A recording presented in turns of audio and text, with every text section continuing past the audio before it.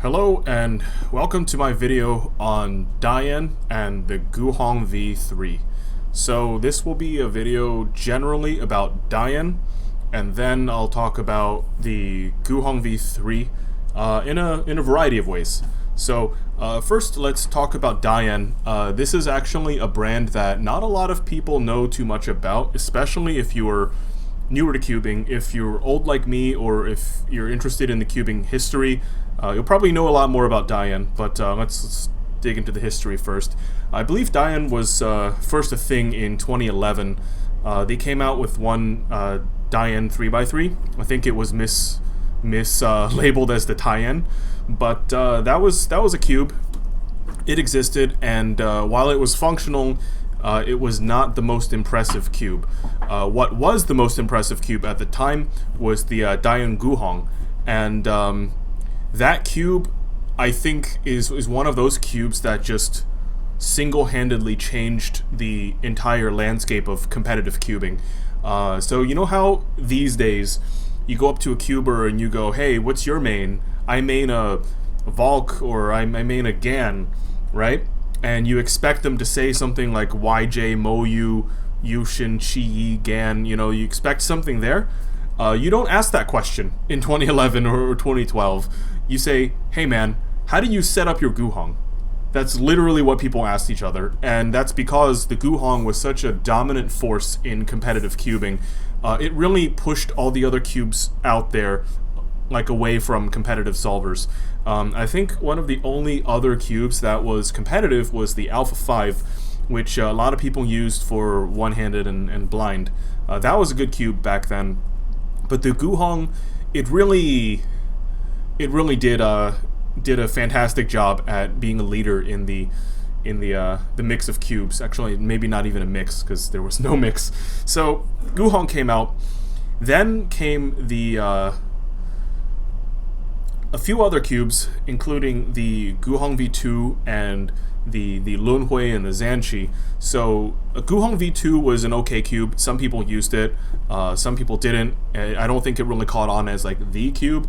The Lunhui and the Lingyun also were kind of lackluster. The Lingyun was a little more competitively viable than the Lunhui. The Lunhui was just a heavy, it was just a heavy cube. And it was really slow to turn. The Lingyun, I've seen people get really fast OH averages, and it was one of the cubes that I like to use as an OH cube back when I was relevant in OH. My OH North American record was set on a mini Zanchi. That was a pretty good cube too. But the Zanchi, that was one of the most iconic cubes as well. It was like DaYan just one-upped itself and was like, "Yeah, you like the GuHong? Well, here, take the Zanchi. It's even better." And a lot of the guys I work with now, like Ro and Jules, the more traditional older cubers have all mained these cubes for years, like literally years. And then obviously came Moyu and the other brands. The Moyu Weilong competed with the Zanchi quite competitively, and a lot of people set records on that, and the sort of the cube's preference began to shift. But after the Zanchi was a period of time that was really dark for DaYan. It actually really sucked. DaYan released the Panshi, and the sick thing about the Panshi is how horribly tragic and ironic the cube's identity was, right? So Panshi in Chinese is essentially 磐石, right? Which it relates to solidity, like a rock, okay? And the cube was the furthest thing from being solid or rock-like, because it was easily breakable. In fact, the corner stocks were breaking during shipment, so it wasn't even user error that was breaking the cubes. It was literally just it being jostled around in shipping or manufacturing that was causing the problems. So the Panshi is, I think, in large part what caused DaYan's momentum to die. And there's some debate about whether that was a serious release by DaYan, or that was a reaction to market demand. You know, people in the market saying, "We love the GuHong, we love the Zhanchi, give us something more, another one." And then DaYan's like, "Okay, we're under pressure to make a new one, so let's go and make it." Right? So there's that issue. Obviously, they didn't consult speedcubers before making certain puzzles.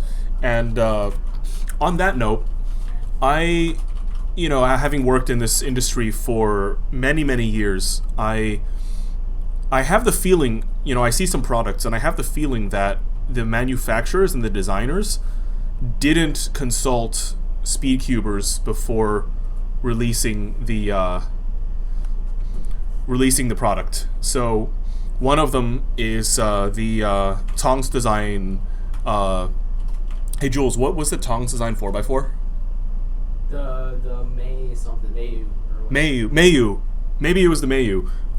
Yeah. The Tong's Design 4x4 was such a garbage cube that it just makes you wonder, like, did you no, Maying was a 3x3. Yeah, Mayu. Mayu. Okay, so now I know, we know what we're talking about. That was such a terrible product that I would be surprised and frankly appalled if someone, if they said, "Okay, here, Speedcuber, you take this and you try it and tell me how you feel about it." Like that, I don't know why we don't see more Tong's Design puzzles out there now, but that could very well be why. The Tong's Design Meiying sold pretty well, and a lot of people like the cube. The Yueying, Liying, that line of cubes was like fairly good. And then all of a sudden, the Meiyu shows up, and ouch, and then you don't see any more Tong's Design cubes. It makes you wonder if that actually harmed his career. But there are a number of DaYan cubes that are just like this. You got the Xiangyun, the two new Zhanchi cubes, like the 2017 and 2018. Those cubes were utter crap. Like, they were complete garbage. They were worse than any other cube that I think are bad. It's no secret I think some other cubes are bad, like the MGC V2, but I would love an MGC V2 if I could choose between that and some of those DaYan cubes. Those DaYan cubes were literally unusable. So it really confused me, because even before I understood that DaYan was going to make these cubes, I had a thought in my head, which was, what would be really cool if they rode on the Zhanchi brand and released like a modern remake of the Zhanchi. The thing would just fly off the shelf just by virtue of its name, right? It's like its name is so legendary and attractive and cool, and everyone mained it, and so it'd be cool to have that. But then they screwed up the cube twice, and now the name Zhanchi doesn't mean anything. Okay, it means definition A, an old cube that doesn't matter anymore. Definition B, some garbage cube that was released in 2017, 2018 that has no significance whatsoever. So it's literally brand suicide. Of course, I don't really know too much about DaYan's inner workings and how their company's strategy is and what they're trying to do, but I would say from an outsider's perspective, it's pretty much brand suicide. And I would be very worried for anybody doing that. But then came the Tengyun. And let me tell you, maybe I'm biased, but I love the Tengyun. The Tengyun is a great cube. I'm a very light turner, and so I can use it for both two-handed and one-handed. And I don't get fatigued turning it in OH, because I'm an old man. But it's a very good cube. I understand why some more aggressive turners, like the people who typically average 6 seconds or better, have very intense aggressive styles for the most part. I can see why they don't use the Tengyun. I don't think the Tengyun would actually help them very much. But for a person that doesn't turn like 12 TPS or can do sub 1 PLLs like in their sleep, it suits my needs. For a person my speed and my skill set and my interest, it's fine. And I think the Tengyun is a pretty good release, and it is the first actually new creative thing by DaYan in its speedcube line that actually makes sense, and I'm like, yeah, congratulations. And guess what? They made the Tengyun 2x2, which is a very good 2x2, and so now Tengyun is the cool brand of DaYan. Okay, so you might know in the title of this video, it mentions the GuHong V3, so I like to talk about the GuHong V3. And I think the cube has some problems, but the cube also has a lot of strengths and benefits that it can give a solver. A lot of the problems I see has to do with the functioning of a brand and a company, and not so much like in the cube. But there are, you know, some shortcomings in the cube. So let's talk about it. The thing that matters most about the GuHong V3 is that it's 54 millimeters, and so it's much smaller than what most people are used to. And that could be good or bad depending on how you feel. So I think that was a very interesting decision to make it 54 millimeters. There is no explanation for why they did this, and I would have liked to understand why they did it, right? Because to me, a 54 millimeter cube is a special subset of the market that's actually, it's actually not as large as what, you know, what most people would think. The last 54 millimeter cube, to my knowledge, that was like successful was the GuHong 354, and look what happened after the GuHong 354. GuHong released so many other 3x3s, many other 3x3s over it, and has not yet released another 354. So maybe that says something about market demand for the 54 millimeter cubes in general. And I think GuHong is really similar to DaYan in terms of what types of products it offers. They specialize a lot in 3x3, like small n-by-n puzzles. Like they focus a lot on 2x2 and 3x3. Of course, DaYan doesn't have a good smart cube, but you know, those on the surface similarities are there, and it just makes me wonder why a 3x3 specialist would make a 54 millimeter cube without any explanation. So sometimes that can be an issue for me. I average just a little bit slower on the GuHong V3 than on cubes that I consider excellent and main-worthy. So it's not all that bad, and it's $12, which is one of the biggest selling points of the cube. And I think $12 is a really interesting price, and I'll explain it. So I think it's a good price, but I also think it's a bad price. So let's talk about it. Why is it a good price? Well, if you remember, the GuHong, the original one, was around $12.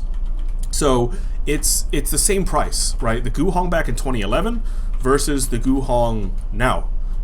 What, 8 years has passed? And so it shows you this is what $12 gets you in the past. This is what $12 gets you now. See how much better it is now? You know, so that statement is being made, and I think a lot of people should have a lot of respect for that, because $12 back then, $12 now, $12 now wins by a tremendous margin. The cube is magnetic. It's got a nice feel. It's very smooth, and there's nothing like overtly wrong with it. Like, there are no obvious flaws, right? I can pick at some very fine detailed ones, like I think the magnets are too weak, and there's no good enough texture in the mechanism to stop me when I'm making a turn. So you should either strengthen the magnets or do something to make the cube have a little more hand feel when you turn, so that you don't overturn. A lot of the problems I have is there's a small cube, it turns really fast, it's extremely smooth, and the magnets are weak, and so I end up overturning a lot. And because of its size, it's hard to grip the M-slice to do middle layers. So sometimes I get a really good time where I get to the PLL at a really good time, and I have to do like a Z-perm or an H-perm, and it's hard to grab the middle slice. So there are issues. It's not a perfect cube, but for $12, I definitely think it's one of the best cubes for its price. It's cool. Now, this is the bad thing. Essentially, DaYan's history has two main things going for it: the GuHong and the Zhanchi. Okay, they messed up the Zhanchi so bad, I don't want to see another Zhanchi. Okay, and even if I did, I would have zero confidence in the Zhanchi, because its previous two iterations were absolute trash. Now what they did with the GuHong, their other famous brand that they've had for years and years and years, they cheapened it to an economy cube.